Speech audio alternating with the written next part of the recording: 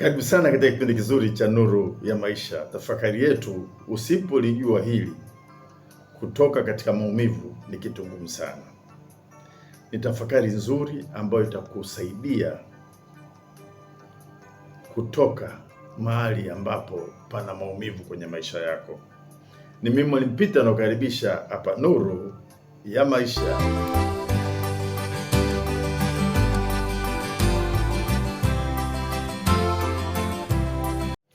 Usipolijua hili, kutoka katika maumivu ni ngumu.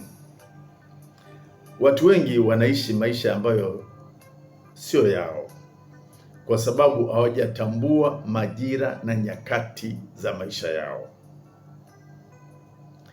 Unaweza kuzoea maumivu mpaka ukaona ni jambo la kawaida. Unaweza kukaa katika hali ya mateso, hali ya hofu, umaskini, dhambi, kukataliwa au kushindwa kwa muda mrefu, kiasi kwamba unafikiri huo ndio utaratibu wa maisha. Lakini katika maandiko tunaona jambo la kushangaza sana. Wana wa Israeli waliambiwa na Mungu kwamba wanatakiwa kukaa katika hali ya utumwa miaka 400. Lakini kwa sababu ya kutokujua majira na nyakati za maisha yao, walikaa zaidi ya miaka 400 utumwani. Taifa la Israeli kwa nyakati nyingine walikaa utumwani Babeli miaka 70. Lakini Danieli alipovisoma vitabu vya Yeremia akagundua kuwa muda wa kukaa katika hali ya utumwa umeisha. Hapo ndipo akaanza kuomba, kufunga na kutafuta uso wa Mungu. Kwa hiyo alichukua hatua baada ya kufahamu majira na nyakati za maisha ya utumwani umekwisha. Kwa hiyo usipojua majira na nyakati za maisha yako, unaweza kukaa katika hali ya mateso ukafikiri ni fungu lako. Nyakati na majira inatufundisha nini? Kuna watu wanaendelea kuishi katika kifungo ambacho muda wake uliisha zamani, lakini hawajajua. Ukijua majira na nyakati za maisha yako, utaacha kuzoea mateso, utaanza kupigania hatima yako, utaacha kuhalalisha hali zinazokuumiza, utaanza kuona kuwa Mungu hakukuumba kwa ajili ya minyororo au mateso. Kitu cha hatari sana ni hiki: ukikaa kwa muda mrefu kwenye utumwa, unaanza kupenda,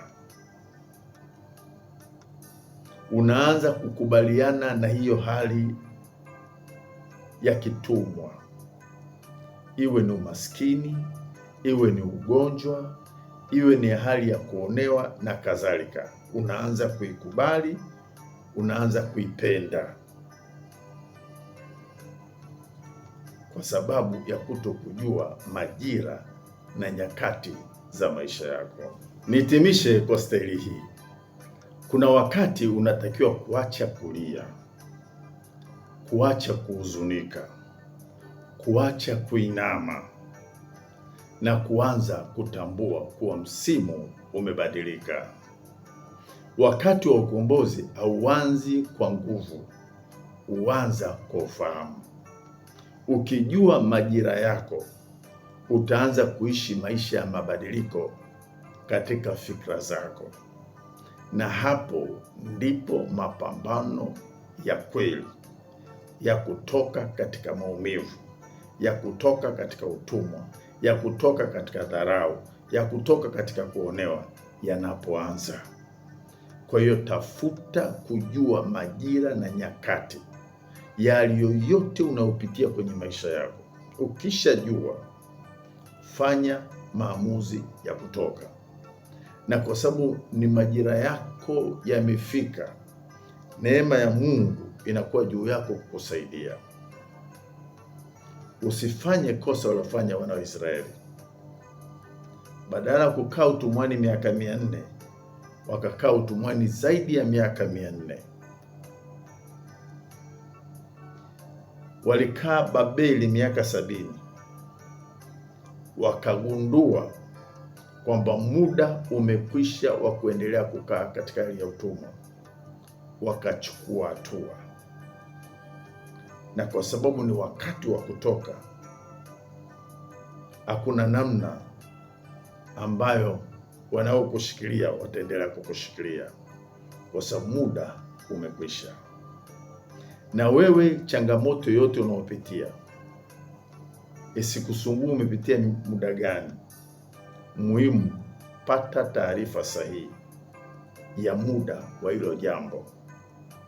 Muda ukiisha, lazima utumwa uondoke.